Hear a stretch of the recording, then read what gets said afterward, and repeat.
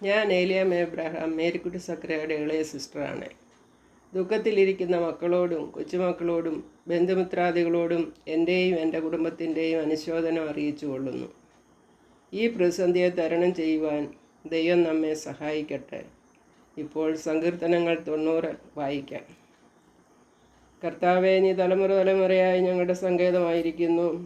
പർവ്വതങ്ങൾ ഉണ്ടായതിനും നീ ഭൂമിയെയും ഭൂമണ്ഡലത്തെയും നിർമ്മിച്ചതിനും മുമ്പേ നീ അനാദിയായും ശാശ്വതമായും ദൈവമാകുന്നു.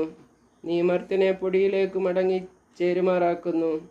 മനുഷ്യപുത്രന്മാരെ തിരികെ വരുവീൻ എന്നരുളി ചെയ്യുന്നു.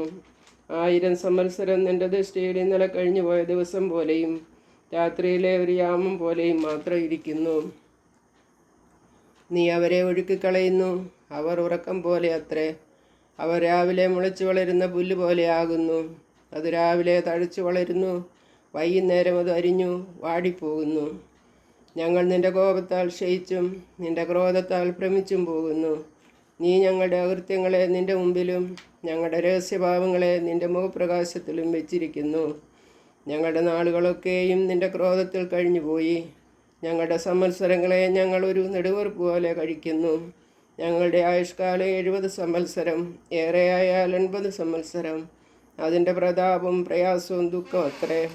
അത് വേഗം തീരുകയും ഞങ്ങൾ പറന്നു പോവുകയും ചെയ്യുന്നു. നിന്റെ കോപത്തിൻ്റെ ശക്തിയെയും നിന്നെ ഭയപ്പെടുവാൻ തക്കവണ്ണം നിന്റെ ക്രോധത്തെയും ഗ്രഹിക്കുന്നവനാർ. ഞങ്ങൾ ജ്ഞാനമുള്ള ഒരു ഹൃദയം പ്രാപിക്കത്തക്കവണ്ണം ഞങ്ങളുടെ നാളുകളെ എണ്ണുവാൻ ഞങ്ങളെ ഉപദേശിക്കണമേ. യഹോവേ, മടങ്ങി വരേണമേ. എത്രത്തോളം താമസം? അടിയങ്ങളോട് സഹതാപം തോന്നണമേ. കാലത്ത് തന്നെ ഞങ്ങളെ നിന്റെ ദയ കൊണ്ട് തൃപ്തരാക്കണമേ. എന്നാൽ ഞങ്ങളുടെ ആയുഷ്കാലമൊക്കെയും ഞങ്ങൾ ഘോഷിച്ചാനന്ദിക്കും. നീ ഞങ്ങളെ ക്ലേശിപ്പിച്ച ദിവസങ്ങൾക്കും ഞങ്ങൾ അനർത്ഥം അനുഭവിച്ച സംവത്സരങ്ങൾക്കും തക്കവണ്ണം ഞങ്ങളെ സന്തോഷിപ്പിക്കണമേ. നിന്റെ ദാസന്മാർക്കും നിന്റെ പ്രവൃത്തിയും അവരുടെ മക്കൾക്കും നിന്റെ മഹത്വവും വെളിപ്പെടുമാറാകട്ടെ. ഞങ്ങളുടെ ദൈവമായ യഹോവയുടെ പ്രസാദം ഞങ്ങളുടെ മേൽ ഇരിക്കുമാറാകട്ടെ. ഞങ്ങളുടെ കൈകളുടെ പ്രവൃത്തിയെ സാധ്യമാക്കി തരണമേ.